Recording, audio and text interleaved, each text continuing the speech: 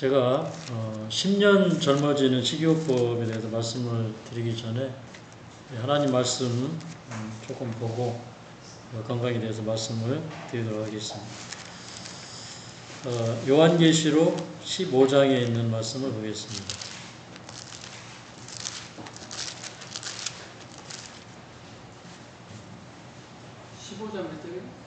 요한계시록 15장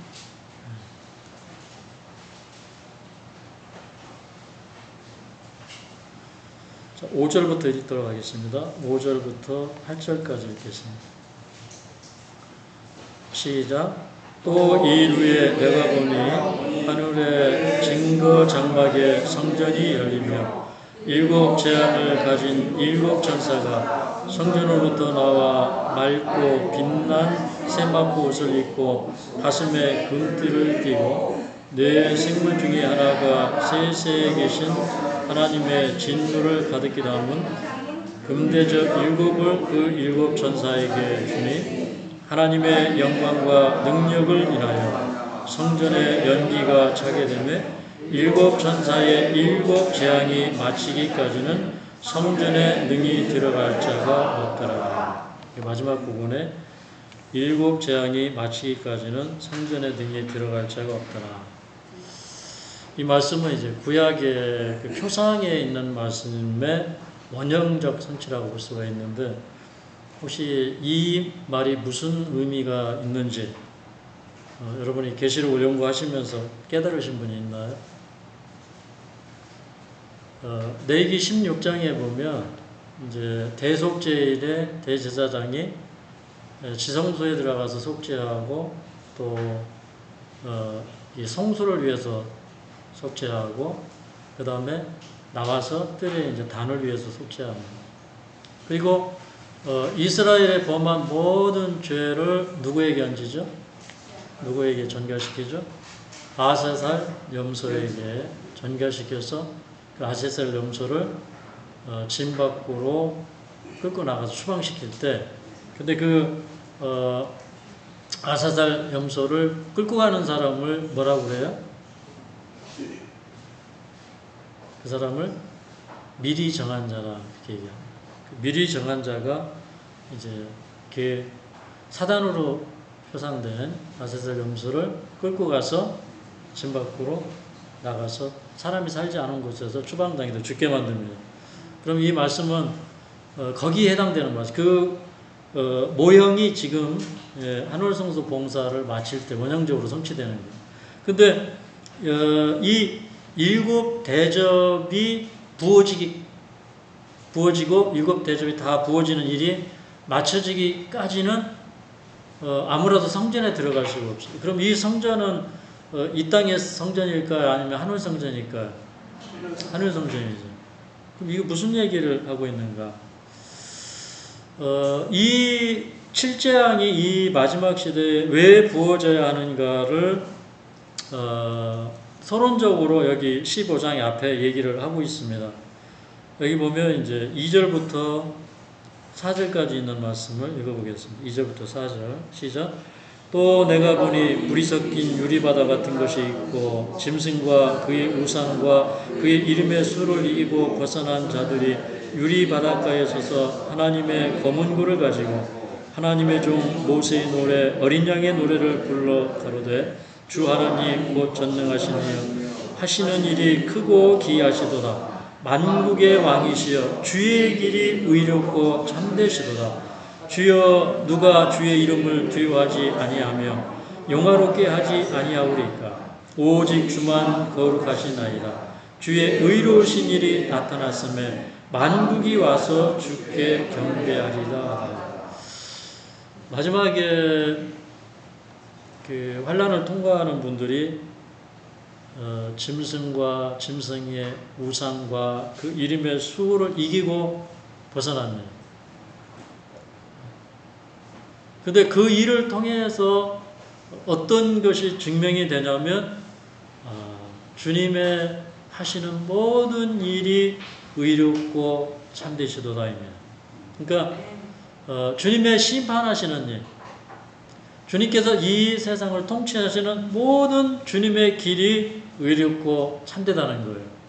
저는 성경을 조금씩 깨달아 알아가면서 처음에 이제 구약 성경을 대할 때 어떤 때 이제 진노하시고 이스라엘을 심판하시고 이런 모습들을 보면 처음에 이해가 안 갔어요. 그런데 성경을 깊이 들여다보니까 참 이 자식을 매를 때리는 그 부모의 심정은 부모가 대부분 알잖아요. 그죠? 정말 아이들 때릴 때 이미 부모는 그 매를 치는 순간에 자기는 더 아픈 매를 맞고 있는 거예요. 그렇죠? 근데 그런 하나님의 모든 동기가 다 이해가 돼요. 그러니까 아무 불만이 없어요. 그냥 내 생애에 나를 대하시는 주님의 모든 길이 의롭고 참되십니다. 이렇게 얘기하게 돼요. 근데 특별히 이제 이 하나님이 이 세상을 통치해 나가시는데 하나님의 정부는요, 뭐 요즘에 윤석열 정부가 윤 대통령이 64% 국민의 지지를 받고 있어요. 근데 하늘 정부는 네? 죄송합니다. 이재명 정부가 64%의 지지를 받고 있어요. 그런데 지금 이 하늘 정부는 앞으로 몇 프로 지지를 받을 거예요? 100%입니다. 100% 모든 거민들이 주의 길이 의롭고 참되십니다. 근데 그게 증명이 돼야 되는데 어떻게 증명이 되냐? 우리 그 초기문집 영문 페이지 280에서 281쪽 여러분이 꼭 찾아서 읽어보시기 바랍니다. 예수님께서 지성소 봉사를 마치시고 나오셔서 잠깐 뜰에 머무시고 그 뜰에 머무시는 동안 이 땅에는 칠장이 부어졌다 그랬어요.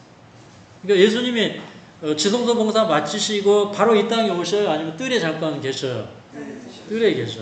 그러니까 이 뜰에 계시는 그 기간이 옛날에 대제사장이 대속죄일에 뜰에 봉사를 하는 그 시간이에요.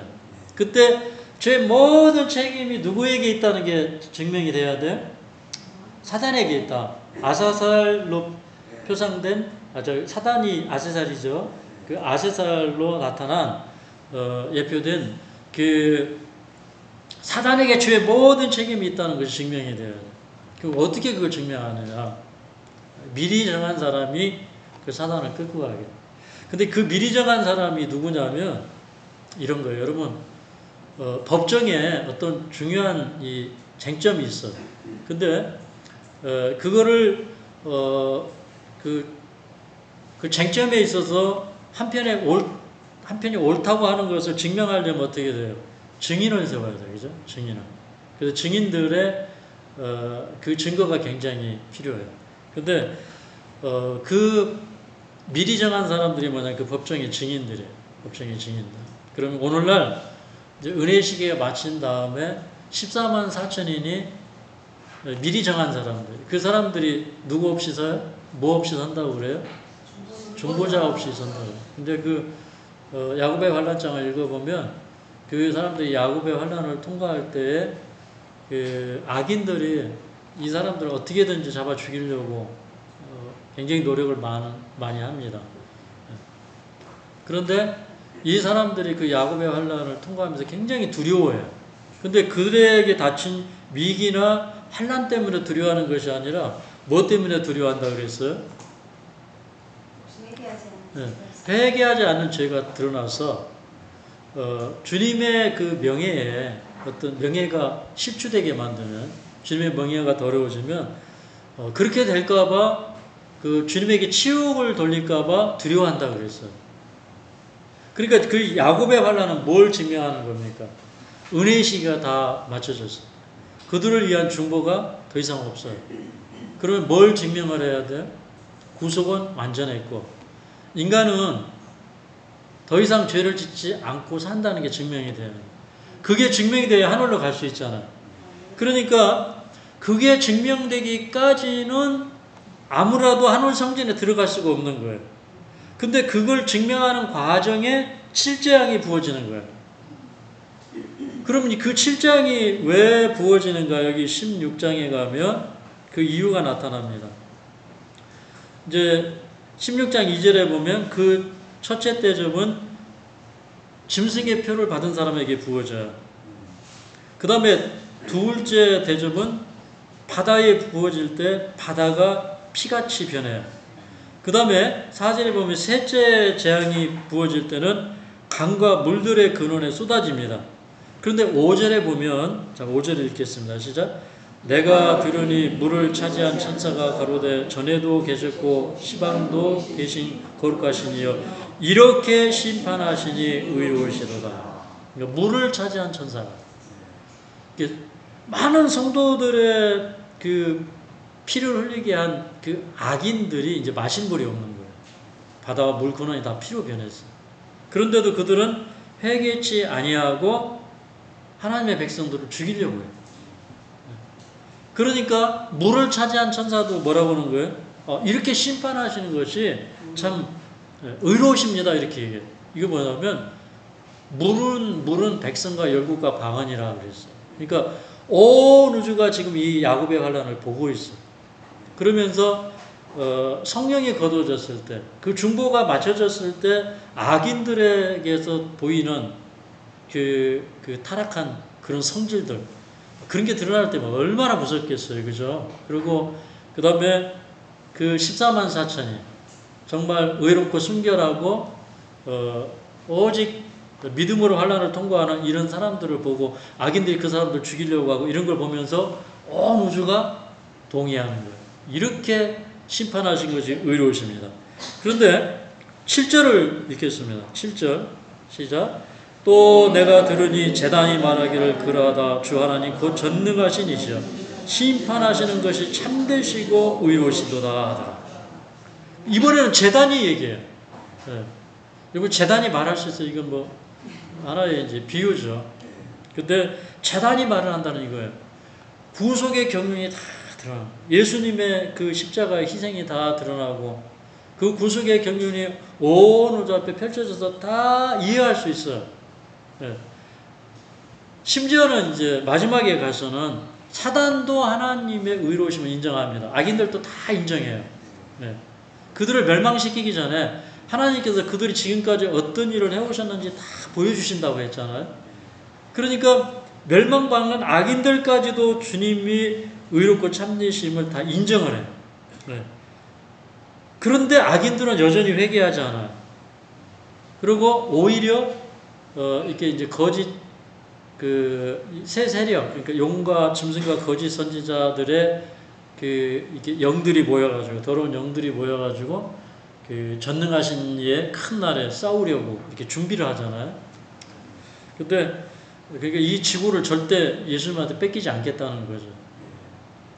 재림을 통해서 이 지구를 회복시키는 걸 막으려고 이제 큰 전쟁을 준비하죠. 그러면서 이런 일들을 통해서 하나님의 공의가 다 이렇게 입증이 되고 온 우주가 다 동의하는 사건들을 통해서 12절에 가면 유프라데스 강물이 말라서 동방에서 오는 왕들의 길이 예비되더라 그랬어요.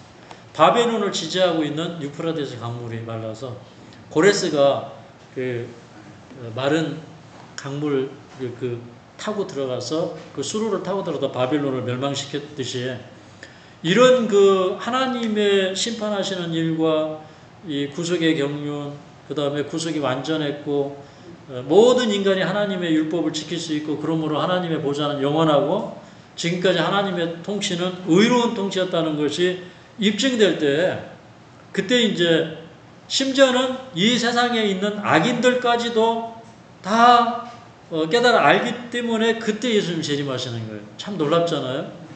근데 저는 이제 이런 일들이 맞춰질 때 19장에 가면요. 저는 이 19장을 읽을 때 가슴이 떨려요. 19장에 가니까 자 예수님께서 이제 뜰의 봉사를 마치시면 그 다음에 제사장복을 받고 입어요. 제사장복을 벗고 왕복으로 갈아요. 그런데 여러분 하늘 거민들이 그 시간을 얼마나 기다렸겠어요. 맞습니까? 하늘의 거민들이 우리를 구원하기 위해서 얼마나 애썼는지. 그래서 이 하나님의 보좌가 있고 하나님의 보좌 곁에 네 생물이 나오는데 네 생물의 그 얼굴을 보니까요. 한편 얼굴은 누구처럼 생겼어요? 송아지. 송아지부터 얘기할게요. 사자도 봤는데. 왜 송아지 같을까? 여러분, 송아지가 이 멍에를 메고, 그죠? 수레를 끌고, 밭을 갈고, 힘들어서 일을 하잖아요. 에스겔서 1장에 보면, 1장 거기 보면, 이 마강한 구리 같잖아요. 얼마나 열심히 일을 했는지. 그러니까 이거 뭐냐면 하늘 천사들이 우리를 구원하기 위해서 하늘 천사들도 무거운 짐을 지고 함께 고난을 당하고 인내하고 참고 기다리고 이런 세월을 보냈어요. 맞습니까? 그리고 한편을 보니까 사람 몰고 갔대. 사람. 그러니까 사람을 이해하고 사람 눈높이에서 사람을 구원하기 위해서 사람의 입장이 되어서 얼마나 노력을 하고 있는지 몰라요. 천사들이 그런 입장에 서서 우리를 구원하려고 애썼어요. 그렇죠. 그리고 한편의 얼굴을 보니까 독수리 같아요. 그러니까 우리가 위급할 때 그때 이 표상으로 보여줄 때 어떤 상징으로 보여줄 때 독수리가 그 시대는 제일 빠르잖아요. 그러니까 제트기 타고 갔다고 안 하고 비행기 타고 갔다고 안 하고 독수리 날개를 보여준 거예요. 근데 에스겔서 1장에 보니까 이렇게 그 생물들의 왕래가 번개처럼 빨라. 하나님의 천사들이 지상에서 하늘로 왔다 갔다 하는데 번개가 나는 것처럼 빨라. 그냥 번개 한번 치면 땅에 와 있고 번개 한번 치면 하늘에 가 있는 이런 정도로 빨라. 이제 그런 모습을 다 보여주고 있잖아. 그렇게 하늘의 거민들이 애쓰고 노력하고 있다가 이제 드디어 구속 사업이 마쳐지고 그 다음에 하늘을 상속할 자들이 정해졌어. 그 이제 예수님 왕복을 딱 입을 때 기다리고 있던 천사들이 여기 19장을 읽겠습니다. 19장 1절 2절까지만 읽어볼게요. 시작. 일 후에 내가 들으니 하늘에 허다한 무리에 큰 음성 같은 것이 있어 가로되 할렐루야 구원과 영광과 능력이 우리 하나님께 있도다. 그의 심판은 참되고 의로우신지라 음행으로 땅을 더럽게 한 큰 음녀를 심판하사 자기의 종들의 피를 그의 손에 갚으셨도다 하고, 저는 이 하늘의 허다한 물의 찬양, 이게 온 하늘이 그 다 찬양을 하는 거예요. 근데 그들이 할렐루야 할 때 그 온 하늘이 할렐루야 하고 찬양할 때 그 찬양 소리가 얼마나 크고 웅장하겠습니까? 그죠? 근데 저는 그 핸델의 메시아가 이 장면에 생각이 나요. 전능하신 주 다스리신다 할렐루야 할렐루야 막 가슴으로 울려요. 그죠? 근데 진짜 핸델이 이걸 이해하고 그걸 썼는지 모르겠어요. 작곡을 했는지 모르겠어요. 그런데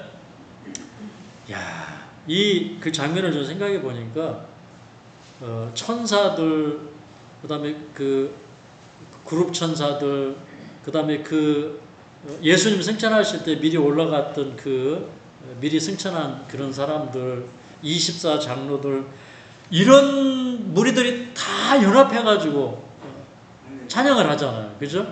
여기 막 사막 찬양이 나옵니다. 1막, 2막, 3막, 4막 찬양이 나와요. 그런데 이제 그때 여기 보면요. 5절을 읽겠습니다. 5절. 시작. 보좌에서 음성이 나서 가로되 하나님의 종들 곧 그를 경외하는 너희들아 물을 대손하고 다 우리 하나님께 찬송하라.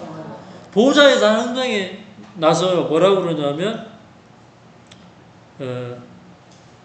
물은 대수하고 다 우리 하나님께 찬송하라. 그런데 이 소리를 들은 다음에 이 소리를요 하늘에 있는 자들만 듣는 게 아니에요. 이 소리를 누구도 들어요? 이 음성이 날 때 이 땅에서 재림을 기다리던 하나님의 백성들이 이 소리를 듣는 거예요. 그래서 저는요, 그래서 6절에 보니까 이 하늘에서도 하단 무리의 음성의 찬양이 있었는데 여기 6절에 보니까 6절을 또 읽겠습니다. 시작. 또 내가 들으니 허다한 무리의 음성도 같고 많은 물소리도 같고 큰 뇌성도 같아서 가로되 할렐루야 주 우리 하나님이 곧 전능하신 이가 통치하시는다. 이게 이 땅에서 예수님의 재림을 기다리고 있던 이 14만 4천인이 할렐루야 전능하신 주 다스리신다 그거 하잖아요, 지금. 할렐루야, 할렐루야. 그런 거예요. 그러면서 이들이 뭐라고 그러냐면 7절에 우리가 즐거워하고 크게 기뻐하여 그에게 영광을 돌리세. 어린 양의 혼인 기약이 이르렀고 그 아내가 예비되었으니. 근데 이 우리가 누구예요? 천사들이 우리예요.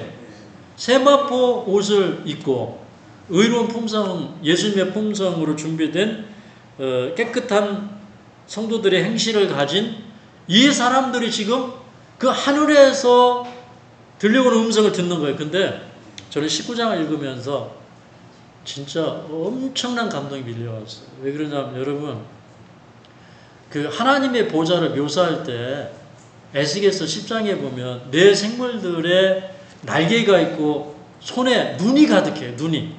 예. 근데 날개 밑에서 손이 나타나 가지고요, 큰 그 생물들 옆에 큰 네 바퀴로 돌리고 있어요. 그리고 그 바퀴 안에 작은 바퀴들이 있는데 그 바퀴들 하나 다 돌리고 있어요.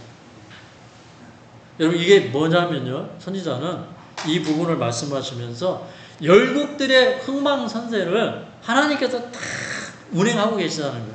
이 큰 수레바퀴는 뭐냐면 이 세상의 열국들의 흥망성쇠 역사의 수레바퀴를 하나님이 다 굴리고 있다는 거예요. 예.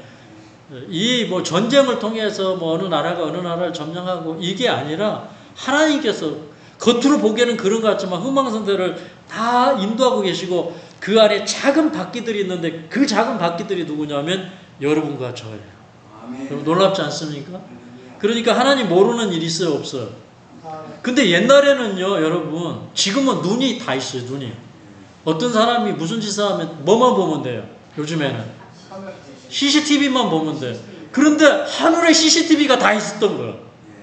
그런데 이 CCTV가 얼마나 많은지 날개, 손, 뭐 이런 데 보니까 몸뚱어리 이런 데 이 눈이 다 있어요. 그러니까 하나님의 눈에 숨겨지는 게 있다 없다? 없다는 거예요. 여러분, 그런데 하늘에서 예수님이 제사장복을 벗으시고 왕복으로 갈아입을 때 그게 지구상에 생중계되는 거예요. 하늘문이 열리고요. 이 땅에 있는 사람들이 그걸 다 보는 거예요. 그래서 저는 19장을 연구하면서 그 생생한 장면이 느껴지는데 제가 실제 이 요한계시록 19장을 준비해서 이 설교할 때는요, 진짜 눈물을 안 흘릴 때가 거의 없어요. 너무 막 감동이 밀려오고요. 네. 저는 오늘 저녁에 짧지만 이 부분을 우리가 좀 생각해 보면 좋겠습니다. 그래서 진짜 그런데요, 이렇게 예수님이 이제 왕복으로 갈아입으시고 그 다음에 스가랴서 14장에 보면 그 주님이 아시는, 하나님은 아시는 한 날에 대해서 얘기해요. 그 날이 언제냐면 주님의 오시는 날짜와 시간이 선포돼요. 그거 읽으셨어요?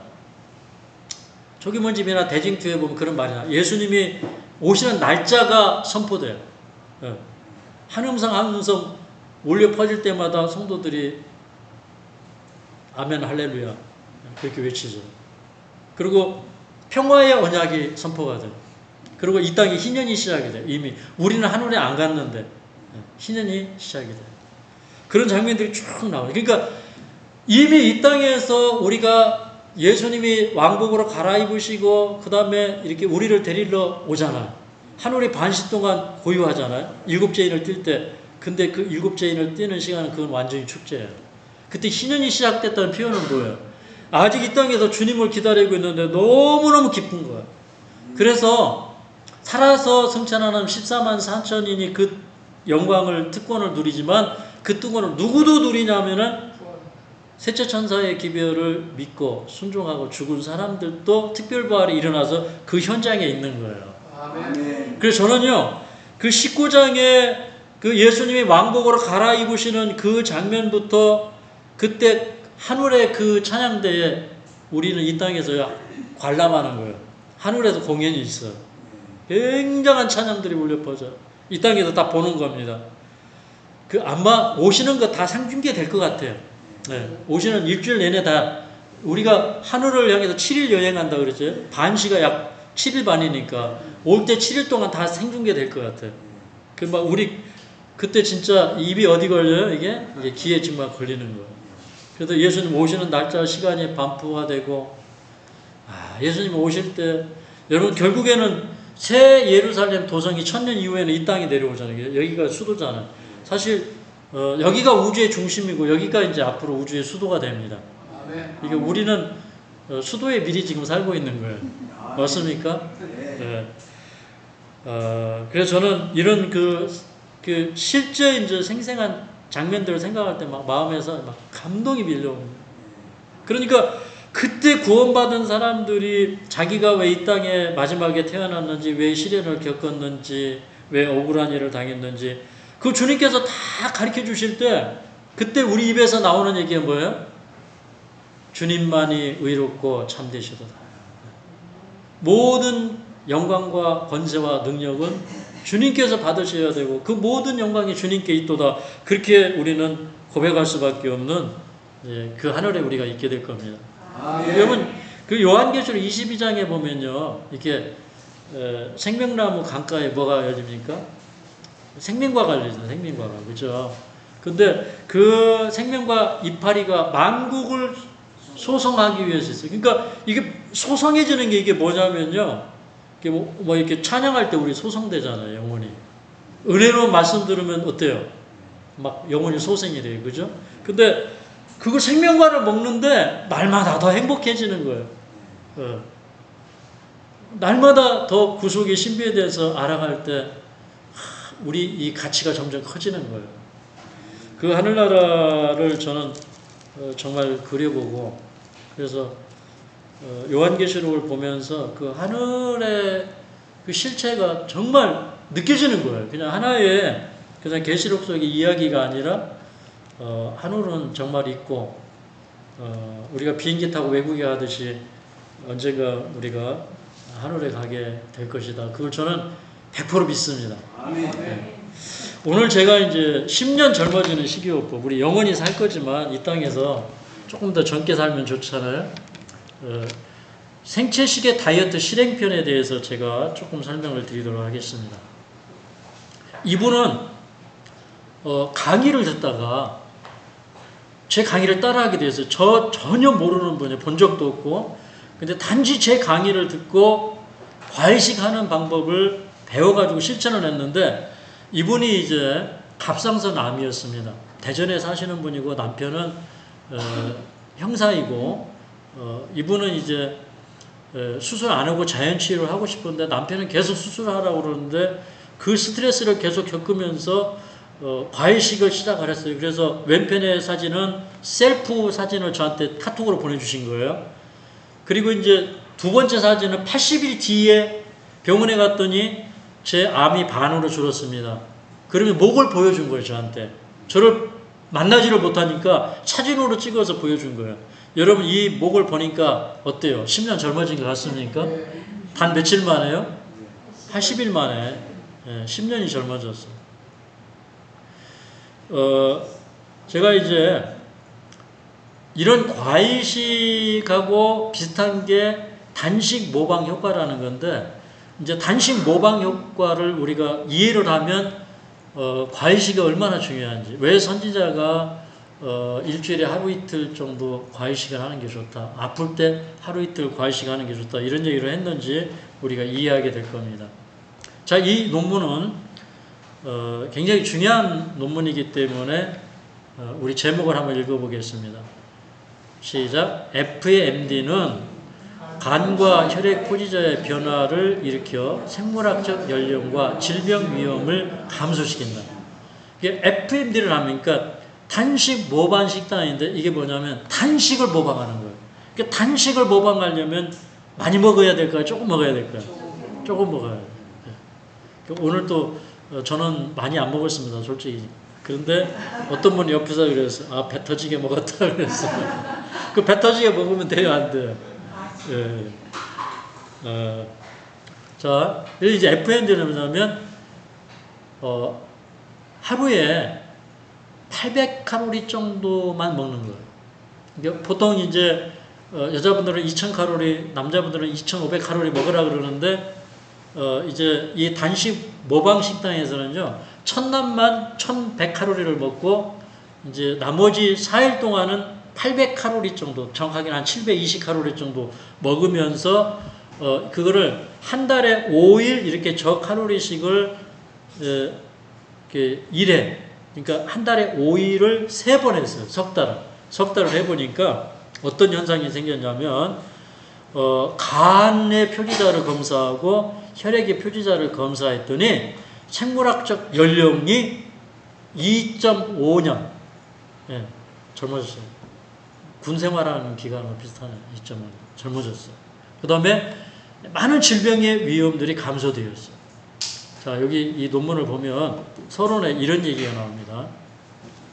자, 한번 읽어보도록 하겠습니다. 시작. 성인 연구 참가자 100명의 3회 FMD 주기가 인슐린 저항성 감소 및 기타 당뇨병 전단계 지표 감소, 간 지방 감소, 면역계 노화 지표인 림프구대 골수구 비율 증가와 관련이 있음을 보여줍니다. 질병과 사망률을 예측하는 생물학적 연령의 검증된 측정치를 바탕으로 3회의 FMD 주기는 체중 감소와 관계없이 생물학적 연령의 중앙값을 2.5년 감소시키는 것과 관련이 있었습니다. 그러니까 이거 해보니까 3개월 만에 2년 반이 젊어졌어요. 네. 이거 계속하면 어떻게 될까요? 이거 계속하면. 네. 그러면 이게 수명이 몇십 년이나 늘릴 수가 있어요. 근데 뭐 당뇨병, 그다음에 지방간, 이렇게 면역계 노화 이런 것들이 다 좋아졌어. 그래서 요거를 이제 그래프를 좀 보면요. 자, 또 한번 읽어보겠습니다. 시작. FMD는 간과 혈액 표지자의 변화를 일으켜 생물학적 연령과 질병 위험을 감소시킨다. 이런 제목에 자, 체질량 지수는 뭡니까? 키하고 체중 재가지고 이 사람이 지방 비율이 얼마나 있나. 이걸 이제 BMI 수치라고 그러죠. 이걸 보여주는 거예요. 근데 보니까 이게 그 맨 왼쪽 첫 번에 까만 거는 이제 하기 전이고 하얀 그래프는 한 다음이에요. 그러니까 BMI 지수가 올라갔어요, 내려갔어요? 막대 그래프가 내려갔죠. 그 다음에 여기 보니까 이제 총지방. 그러니까 살은 빠지긴 빠졌는데 이 사람이 근육이 많이 빠진 건지 수분이 빠진 건지 아니면 진짜 지방이 빠졌는지 이걸 봐야 되잖아요.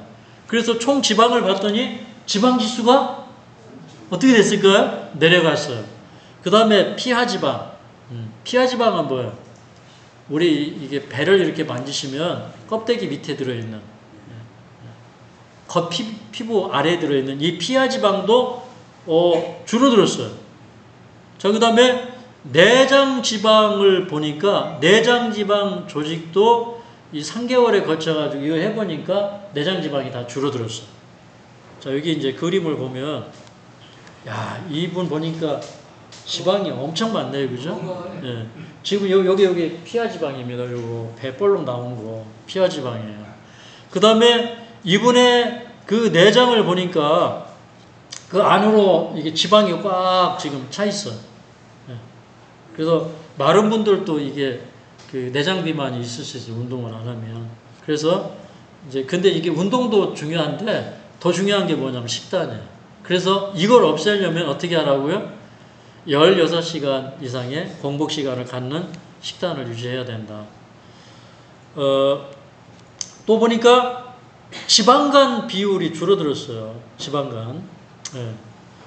그 다음에 이제 뭐 지방간도 뭐 여기 이제 중간에 보면요. 이렇게 지방간이 지방간이 5% 이상 되는 사람. 그러니까 간에 지방이 5% 있으면 이건 지방간이거든요. 5% 이상 되면 이제 그런 사람들 보니까 지방이 이렇게 뚝 떨어졌어요. 그 다음에 이제 그 당뇨, 공복 혈당, 뭐 이게 그 높은 사람들 있잖아요. 이런 사람들도 보니까 혈당이 어떻게 됐어요? 네, 떨어졌어요. 여러 가지 이제 변화들. 그 다음에 K는 보니까 인슐린 저항성 내려갔어요. L은 보니까 당화혈색소가 수치가 현저하게 떨어지는 거예요. 그 다음에 우리가 이렇게 노화가 되면요, 그 골수의 림프구와 골수세포의 비율을 보면 이제 건강할 때는 요 비율이 골수세포하고 림프하고 이렇게 밸런스가 맞다가 나이가 먹으면 자꾸 림프구가 줄어들어요. 그런데 요 맨 오른쪽에 그림을 보니까 이제 FMD를 한 번 했을 때는 처음보다 림프구가 올라갔어요. 세 번 하니까 어떻게 됐어요? 더 올라갔어. 이건 뭐예요? 야, 노화가 돼가지고 면역세포가 줄어드는 게 아니라 이 림프구가 더 많이 생기는 거예요. 림프구가 많이 생기기만 했을까요? 더 튼튼해지고 했을까요? 더 튼튼해지고. 그러니까 이런 거를 다 통해서 밝힌 게 뭐예요? 이게 저칼로리식을 하면, 그것도 매일 저칼로리식 하면 큰일 납니다. 한 달에 며칠만? 5일만. 근데 요거 한 달마다 안 해도 돼요. 여기 실험에서는 3개월을 했지만 매달 5일씩 3개월을 했어요. 그런데 실제로는 이제 더 깊은 연구를 들여다보면 1년에 4번만 하면 돼요. 그러면 여러분의 줄기세포를 엄청나게 늘릴 수가 있어요. 자, 이 주의사항인데 SBS 스페셜 2019년에 나온 끼니의 반란에 보면 2부에 먹는 방법 FMD 비밀이라는 이 제목에 보면 이 발터 롱고 박사가 이런 걸 연구하고 주장을 하고 우리 SBS에도 소개가 되고 해서 요거를 이제 테스트를 해봤어요. 그러면 16시간을 공복을 가지라고 하는데 어떤 방식의 식사가 더 효과가 있을까? 그래서 이제 아침형 그 식단, 아침형 식단은 뭐냐면 이제 식사를 아침 먹고 그 다음에 모든 식사를 오후 3시까지 다 먹는 거예요. 예. 저는 이제 여러분에게 지금까지 어떻게 얘기했어요? 제가 전 시간에 아침을 먹고 두 번째 식사를 2, 3시까지 하고 3시에는 맞춰라 이런 얘기를 했죠. 이런 패턴하고 그 다음에 이제 아침을 굶고 오후 3시부터 11시까지 먹었어요. 요즘에 많이 하는 패턴으로 해봤어요. 그랬더니 결과가 어떤 게 좋았을까요? 어떻게? 아침형 식단이 훨씬 좋았어요. 그러니까 이게 성서적인 방법이잖아요. 아침을 먹고 두 번째 식사를 오후 3시 하고 하는 이제 성서적인 방법. 그런데 이게 16시간 공복을 갔는데도 점심과 저녁을 먹은 사람들은요, 내장 지방이 수치가 증가했어요. 네. 그러니까 이식을 해도 어떻게 해야 된다는 거예요? 여러분, 아침을 꼭 먹으라는. 그리고 칼로리 비중을 아침을 제일 많이 드시고, 그 다음에 점심 먹고, 저녁은 거의 칼로리 없는 이제 과일식이나 할 정도. 과일도 많이 먹으면 안 돼. 한 가지 과일을 200g 정도만. 그것도 채소과 과일하고 또 나무에서 열리는 과일하고 같이 섞으면 안 돼요. 제가 지난번에 어떤 분이 참외하고 배하고, 그러니까 이거 이제 채소과 과일하고 진짜 나무에 달리는 과일하고 주길래 그냥 먹어봤어. 속으로는 이렇게 먹으면 안 되는데 그냥 먹었어. 아이고, 밤새도록 가스가 얼마나 생기는지 아주 그냥 아침까지 방구가 계속 나왔어. 그래가지고 야, 이거 내가 강의해놓고 내가 이거 이렇게 해가지고 해보니까 안 돼. 그래서 진짜 채소과 과일은 채소과 과일만 먹고 섞으면 안 돼. 이게 과일 한 가지만 먹는 게 제일 좋아요. 그 다음에 자, 이제 이 FMD보다 더 좋은 게 여러분에게 지금 설명드리기는 과일식이에요. 그러니까 FMD를 5일 할 때 저칼로리식을 5일 하지 말고 여러분은 과일로 5일을 하면 돼요. 그 다음에 이제 매일의 식사는 아침하고 점심 드시고 저녁 과일 드시면 되고, 그 다음에 일주일에 하루는 3끼 다 과일만 드셔요. 매 끼당 200g의 과일을 껍질째 먹는 거예요. 아시겠죠? 네. 그래서 이제 매일마다 저녁 과일식, 그 다음에 일주일에 하루는 과일식, 그 다음에 3개월에 한 번 5일은 과일식. 이러면 여러분이 아주 젊게 사실 수가 있습니다. 근데 보통 이제 일주일을 단위로 놓고 볼 때 하루 과일식을 했으면 그 다음날 하루는 보식을 해야 되는데, 이 보식은 어떤 개념이냐면, 여러분 보식할 때는 어제 과일식 해놓고 지금 오늘 배고프다고 왕창 먹으면 그건 보식이 아니에요. 어제 과일식을 해서 위가 쪼그라들었기 때문에 오늘은 음식을 조금씩 먹어서 위를 조금씩 늘려주는 거예요. 아시겠죠? 그래서 평소 음식의 절반 이하를 먹어야 되고 소화되기 쉬운 음식을 먹어야 되고 소화되기 어려운 음식을 빼고 먹는 게 보식이에요. 그 다음에 오일은 또 열심히 먹어줘야 돼요. 그런데 적당히 그냥 아침, 점심 먹고 저녁 과일 먹어도 영양 상태가 100명이면요. 100명 거의 다 99명 다 영양 상태가 다 좋아져요. 뼈밀도 올라가고 콜라겐 수치 올라가고 뭐 이 소화 효소 늘어나고 뭐 간 수치 좋아지고 제가 해보면 뭐 100몇십가지가 다 좋아져 버려요. 이거 2주만 하면 2주만 요 1일 2식 과일식 일주일에 하루 과식 2주만 하면 표시가 나고 3주만 하면 당뇨 수치 뚝뚝 떨어지고 고혈압 수치 뚝뚝 떨어져요. 이게 일반적인 현상입니다. 자, 그러면 이제 당뇨에 좋은 과일도 있어요. 여러분 사람들이 과일을 먹으라 그러면 굉장히 두려워해요. 근데 한 가지 질문을 해볼게요. 여러분 과일에 당이 많아요? 흰밥에 당이 많아요? 흰밥이 훨씬 많아요. 왜 그러냐면 흰밥에 이게 탄수화물이 다 당으로 변환이 되잖아. 그러니까 당 부하지수가 흰밥은 80이에요. 그래서 이제 과일은요, 당 부하지수가 60 이하예요. 이게 먹고 이제 당이 올라가는 속도를 얘기하는 거예요, 당 부하지수는. 그러니까 밥 먹었을 때가 더 빨리 올라가요. 과일 먹었을 때보다. 그리고 당 함유량을 보면, 여러분, 아무리 단 과일도 대부분 당 함량이 15% 이하예요.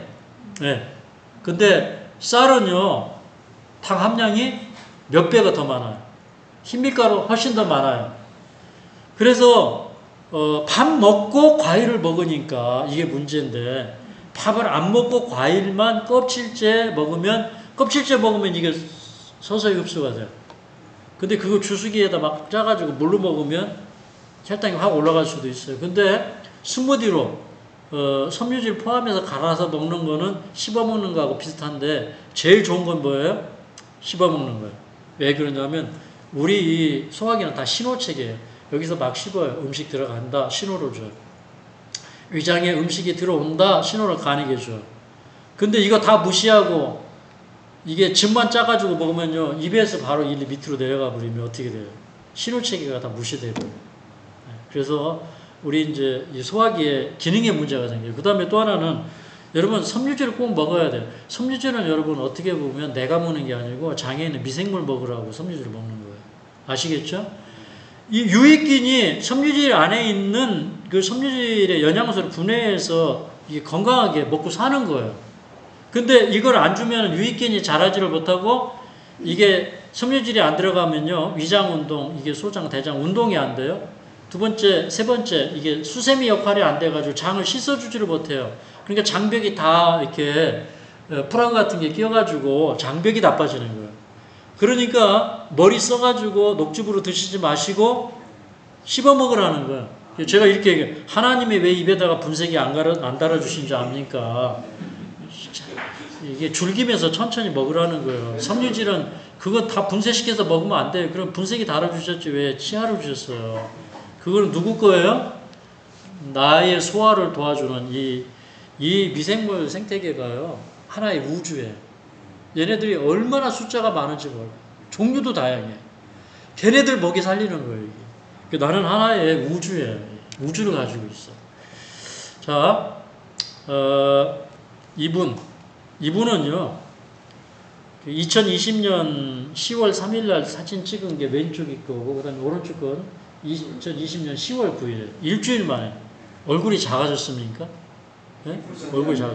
아까 사진 찍은 거 보니까 목이 확 길어졌죠. 왜 그러냐면 여기 밑에 턱살이 다 빠져가지고. 이분도요. 한 2개월 정도 있다가 갔는데 이분 들어왔을 때 폐에 물이 차서 폐암으로 아산병원에서 응급으로 빨리 들어와라 수술해야 된다 그랬는데 제가 그분한테 뭐라고 했냐면 아직 나이도 젊고 회복될 것 같습니다. 폐암을 회복되기 시작하면 감기 났든 났으니까 한번 해보십시오 해가지고 제 말을 믿고 했어요. 근데 2달 만에 아주 건강해졌어요. 그리고 이게 일주일 만에 이 모습인데 2달 만에는 얼굴이 완전히 작아졌어요. 그래서 제가 아마 사람들이 얼굴 보면 몰라볼 수도 있고 성형했냐고 말할 수도 있다 그랬어요, 제가. 그래서 진짜 이렇게 젊어지더라, 이런 말씀드리고. 이제 이게 제가 12시간 이상 공복을 유지해야 된다는 게요, 여러분, 음식으로 섭취되는 거 12시간이면 이렇게 이 부는 곡선이 있죠? 거의 당이 바닥으로 내려가요. 그런데 12시간쯤 되면 이제 간에서 우리 몸에 불필요한 지방, 단백질 끌어다가 당 신생을 일으켜요. 예, 그게 12시간 지나야 활발하게 일어나요. 그리고 12시간쯤 되면은 대부분의 포도당만 사용하다가 그다음부터는 지방을 당으로 전환을 시켜가지고 우리 몸에서 사용해. 그리고 케톤체가 분해가 돼. 그래서 이제 실제적으로 12시간 이상 이렇게 이 공복을 하고 그다음에 이 공복 효과와 비슷한 게 뭐냐면 과일식, 저칼로리식. 이런 거 하면은 계속 그 한 5일 동안 과일 먹으면요, 5일 금식한 거하고 몸은 비슷하게 인식을 해요. 예. 그래서 이제 이런 그 한 달, 두 달, 석 달 이렇게 5일씩 저칼로리식을 했더니 놀라운 변화가 일어났는데, 이 논문에 보니까 여기 한번 읽어보겠습니다. 시작. 장기간의 단식은 조혈, 줄기, 세포 기반 재생을 촉진하고 면역 억제를 역전시키기 위해 IGF-1, PKA를 감소시킵니다. 그러니까 암이 막 이렇게 자랄 때 이 고기 많이 먹어가지고 인슐린 유사 성장 인자 IGF-1이나 PKA 뭐 이런 것들이 많아지면요, 이게 세포가 이게 분화가 잘 되고 증식이 빨리 되고 암이 빨리빨리 커요. 그런데 이런 현상을 이렇게 IGF-1이나 PKA를 감소시키는 거예요. 그러면 암이 잘 크지는 않는 거예요. 그래서 암을 가장 빨리 멈출 수 있게 하는 게 뭐예요, 이게? 저칼로리식이에요. 그러니까 안 먹을 수 없으니까 과일 먹는 게 가장 빨라요. 과일 속에는 항산화제가 가장 많이 들어있거든요.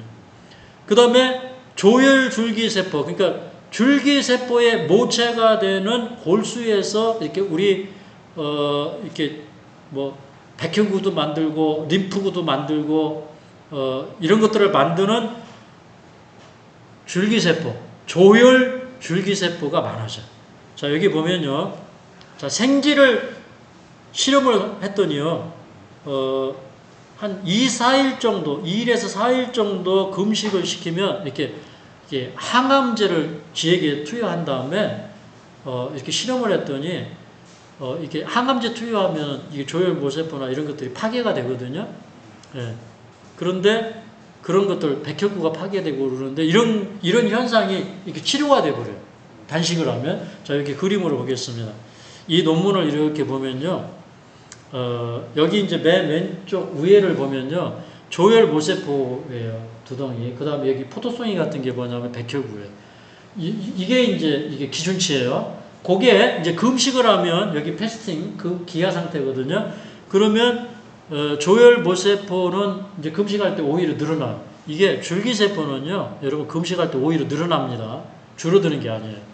근데 이게 원래 줄기세포는 전능세포라고 그래요. 장기가 고장났을 때 장기에 있는 줄기세포를 늘려놓으면 자가치유를 해요. 예. 그러니까 자가치유력을 높이려면 금식을 하면 돼요. 그런데 이제 장기간의 금식 사이클을 돌리니까 어떻게 되냐면 이 조혈모세포가요, 더 많이 늘어나고 백혈구가 굶을 때는 줄어들었다가 다시 음식을 먹으니까 늘어나요. 이런 거 있어요. 어떤 분이 과일식을 하고 병원에 갔어요. 그러니까 백혈구가 줄었다고 그래요. 그 자기 늘어난 줄 알았는데. 그러면 이제 이 상태에 와 있는 거예요. 여러분, 우리 몸에서요, 어떤 노폐물이 치워지면 백혈구가 줄어들어요. 싸울 필요가 없으니까. 병균이나 노폐물이 들어오면 더 많아져요. 예, 그런데 이제 그런 현상도 있어요. 그래서 백혈구가 꼭 줄어들었다고 당황할 건 아니에요. 근데 어쨌든 이제 백혈구가 다시 이 단식을 하고 정상 식사를 하는 사이클을 돌리니까 원상태로 회복이 되었어요. 예. 그러니까 참 단식은 효과가 좋다.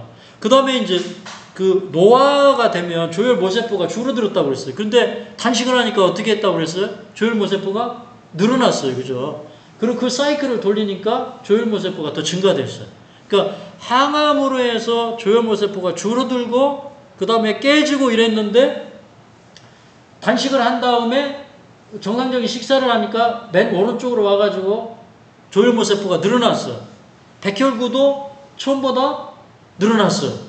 그러니까 항암 치료를 한 사람도 또 노화가 돼가지고 면역 기능이 좀 떨어진 사람들도 이 단식을 한 번씩 하면 건강하게 살 수 있다. 그래서 저는 이제 이스라엘 사람들이 절기 때 유대인들은요 대속제일 단식도 있고요 오순절 단식도 있고 유월절 단식도 있어요. 그러니까 1년에 이렇게 몇 차례씩 단식 기간을 가질 때 그 사람들이 손해봤을까요? 이득을 봤을까요? 엄청난 이득을 본 거예요. 이게 리셋, 몸이 재부팅돼 버렸어요. 그런 엄청난 축복을 받은 거예요. 그래서 우리가 이제 단식하면 좋은데 체력이 너무 약한 사람한테 단식시키면요 못 일어나요. 그죠? 너무 이렇게 불이 꺼져가는 사람, 생명의 불씨가 꺼져가는 사람한테 단식을 오래 시키면 안 돼. 그래서 이제 그런 사람들은 과일식을 하루 하고 또 음식을 먹이다가 또 하루 시키고 이렇게 한꺼번에 길게 하면 안 돼. 근데 살이 좀 있고 튼튼한 사람들은 자기 체력에 따라서 좀 길게 하면 이런 효과를 빨리 볼 수가 있어요. 자, 이제 정리를 해보면 단식 모방 다이어트는 판터 롱고 박사가 이 주창자라고 볼 수 있는데 이 사람 연구는 참 유명합니다. 그래서 한 달에 5일 정도 800에서 1100칼로리로 식사를 낮춰라. 대개 한 800칼로리 정도. 그런데 사실은 이렇게 안 해도 우리는 과일식으로 하면 저칼로리씩 하고 그 다음에 훨씬 더 효과가 좋아요. 과일식은. 왜 그러냐면 과일은요 소화 효소를 낭비하지 않고 흡수가 돼요. 그 다음에 우리 이 간에서 해독할 때 필요한 영양소를 공급을 해줘. 또 그 다음에 당도 쉽게 흡수가 되죠. 항산화제 많이 들어있죠. 그러니까 질병을 예방하면서 우리에게 해독을 시켜주니까 너무 좋아요. 자, 이제 이거는 이제 혈액 줄기세포를 수치로 나타낸 거예요. 이렇게 하루 이틀 혹은 이제 격일 단식 이런 거 하는 것보다는 1년에 4차례 정도, 5일 정도 FMD를 하면은 이제 조혈 모세포, 이 줄기세포 이런 게 쑥 올라가는데 이게 FMD를 하면 이렇게 반복하면 이렇게 이게 일반 식사를 계속 하고 있는 것보다 이게 조혈 줄기세포가 조혈 줄기 모세포 뭐 이런 것들이 몇 배로 늘어나는 거예요. 너무 좋습니까? 아주 훌륭하죠. 그래서 이제 이거 여러분이 해보면 알아요. 매일 저녁만 굶어도 인슐린 민감성이 증대돼요. 당뇨 없어집니다. 성장 호르몬이 많이 나와요. 아이들 잘 크겠죠. 성장 호르몬이 잘 나오면요 단백질 합성이 오히려 잘 돼요. 근육이 덜 빠져요. 아시겠죠? 그 다음에 지방 분해가 돼요. 예. 또 몸의 산화 스트레스는 감소됩니다. 혈액이 깨끗해져요. 그 다음에 공복기에 미토파지가 일어나가지고 세포가 건강해져요. 미토콘드리아가 튼튼해져가지고요 추위를 덜 타요. 예. 자, 이영수의 자연건강에서 제가 이제 사람들에게 하루의 식단의 시간표를 짜줄 때 이렇게 합니다. 그래서 오후에 2, 3시 이후에는 식사를 하지 말고 과일식만 허용을 해요. 그럼 공복 시간을 한 18시간 정도 뭐 가까이 가질 수가 있어요. 그러면 이제 해독이 충분히 되겠죠. 네, 그래서 이제 이런 식단을 여러분이 해주시면 굉장히 큰 효과를 얻을 겁니다. 여러분 또 이제 이런 단식 이런 저칼로리식 이런 걸 하면 장에 오염물질이 굉장히 많아요. 뭐 숙변 안에 뭐 그다음에 어떤 조직에 이런데 박테리아, 바이러스, 세균, 기생충 뭐 어떤 유기화학물질 뭐 금속 오염물질, 유해물질 이런 것들이 굉장히 많은데 이제 이런 것들이 다 깨끗하게 돼요. 네. 속이 편안해지고 그다음에 가스가 덜 차고 그렇게 되면 그 장 안에서 독소가 온몸에 다 파지던 것이 장에서부터 깨끗해지니까 그때부터 회복이 이루어져요. 그래서 저는 이제 요양원사업을 오래 하면서 환자를 회복시키려면 소화기부터 회복시켜야 된다. 깨끗한 장부터 만들어줘야 된다. 왜? 우리 우리 이 소화기에 면역세포가 80%가 거기에다 몰려있기 때문에 소화기를 재건하는 게 제일 빨라요. 여러분, 이 병든 위장, 소장, 대장 언제 가장 회복이 잘 되냐면 음식 안 먹고 있을 때 가장 빨리 회복이 잘 됩니다. 네. 그래서 이제 식사를 하는데 하루 2000칼로리를 먹어야 된다. 그러면 이식을 한다고 칼로리를 줄이라는 얘기가 아니에요. 하루에 먹는 칼로리를 아침에 많이 먹고 점심에 먹고 그 다음에 과일로 보충을 해서 나는 하루에 필요한 칼로리를 다 먹는 거예요. 다 먹는데 어떤 현상이 나타나냐면 처음에는 30%밖에 흡수를 못했다면 이게 40%, 50% 올라갈 거 아니에요. 점점 흡수율이 올라가요. 그러면서 소화에 쓰던 세끼를 소화시키느라고 쓰던 에너지가 절약이 되면서 해독하는데 이 에너지가 쓰여요. 네. 우리가 식사를 많이 하면 뇌를 이렇게 돌리던 에너지가 위장으로 오면서 졸려버리잖아요. 그죠? 졸잖아요. 그런데 이 머리가 명료해지고 그 다음에 우리의 이 통제 시스템이 건강해져. 뇌가 건강해져. 그러면서 인체의 모든 기능들이 다 좋아집니다. 그래서 여러분이 이 방법대로 꼭 좀 해주시기를 바랍니다. 제가 시간이 가서 그냥 마치도록 하겠습니다. 요 팔복에 대해서 조금 말씀드리려고 했는데 이건 제가 다음 시간에 드리도록 하겠습니다. 제가 기도하고 마치겠습니다.